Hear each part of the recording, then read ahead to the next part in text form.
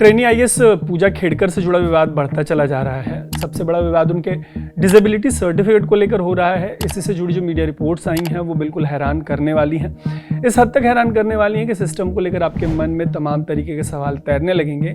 आखिर क्या है इन रिपोर्ट्स में, उस पर बात करेंगे इस स्टोरी में। लेकिन सबसे पहले ऐसे ही स्टोरीज के लिए आप सच को फेसबुक, यूट्यूब और इंस्टाग्राम पे फॉलो और सब्सक्राइब जरूर कर लीजिएगा। पूजा अपने डिसेबिलिटी सर्टिफिकेट्स को लेकर विवादों में है। ऐसे में स्टोरी शुरू करते हैं ऐसे ही एक सर्टिफिकेट से जुड़ी एक मीडिया रिपोर्ट से। रिपोर्ट के मुताबिक पूजा ने एक और डिसेबिलिटी सर्टिफिकेट बनवाने की कोशिश की थी। जैसा कि अब तक आपको पता होगा कि पूजा ने यूपीएससी की बहाली में विजुअल और मेंटल डिसेबिलिटी के तहत फ़ायदा उठाया है। लेकिन अब कहानी निकलकर सामने ये आ रही है कि उन्होंने लोकोमोटर डिसेबिलिटी का सर्टिफिकेट बनवाने की भी कोशिश की थी।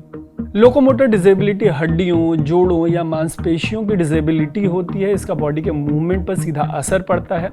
हालांकि पूजा का यह सर्टिफिकेट बन नहीं पाया था। इसके पीछे की एक वजह थी। वजह ये थी कि अगर आपको इस तरीके की डिसेबिलिटी 40% तक है तभी आपको इसका फ़ायदा होता है, जबकि पूजा के मामले में ये 7% था। ऐसे में उन्हें डिसेबिलिटी के लिए सर्टिफाइड नहीं किया गया। 2022 में पूजा ये सर्टिफिकेट बनवाने की कोशिश कर रही थी। ऐसी बातें मीडिया रिपोर्ट्स में निकलकर सामने आई हैं। अहमदनगर के डिस्ट्रिक्ट सिविल सर्जन का भी संडे को एक बहुत इंपॉर्टेंट स्टेटमेंट आया है। उन्होंने कहा कि 2018 में पूजा को विजुअल डिसेबिलिटी का सर्टिफिकेट दिया गया था। 2021 में उन्हें मेंटल डिसेबिलिटी का सर्टिफिकेट दिया गया था। 2021 में उन्हें मेडिकल डिसेबिलिटीज़ के लिए कंबाइंड सर्टिफिकेट्स दिए गए थे।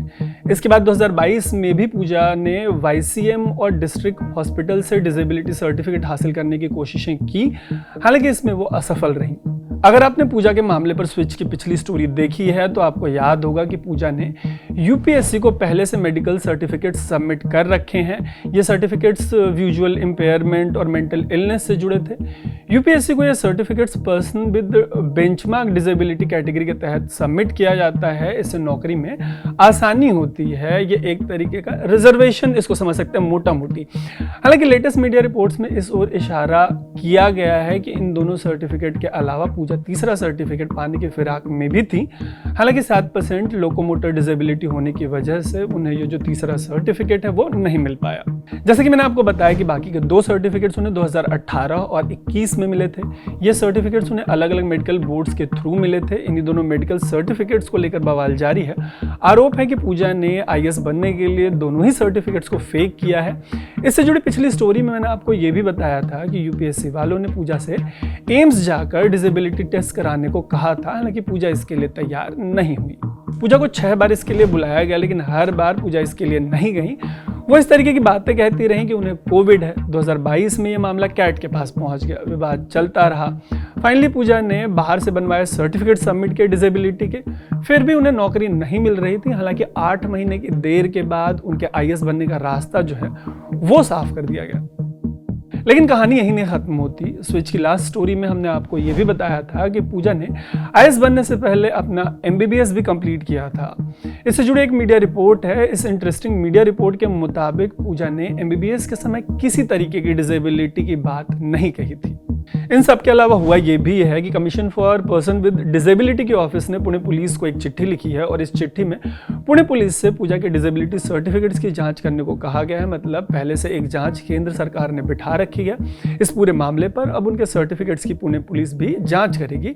पूजा के खिलाफ जांच की नौबत उसे एक शिकायती रिपोर्ट से आई जो पूजा के खिलाफ महाराष्ट्र सरकार को भेजी गई थी। इसके अलावा प्राइवेट ऑडी कार पर लाल बत्ती लगाना भी उनके विवादों में आने का एक कारण बना, जहां से इस तरीके के मामले की, इस तरीके के विवादों की शुरुआत हुई।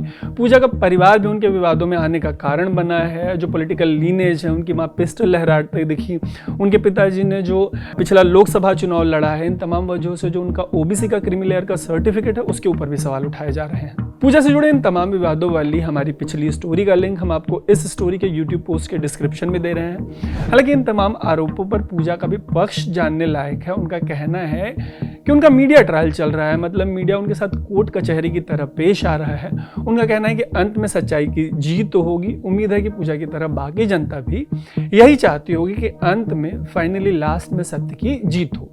देखने वाली बात होगी कि अंत में सत्य क्या निकलकर सामने आता है। फिलहाल के लिए इस स्टोरी को यहीं पे विराम देते हैं। ऐसी ही स्टोरीज के लिए आप स्विच को फेसबुक, यूट्यूब और इंस्टाग्राम पे फॉलो और सब्सक्राइब जरूर कर लीजिएगा। देखते रहिएगा स्विच। मेरा नाम है तरुण।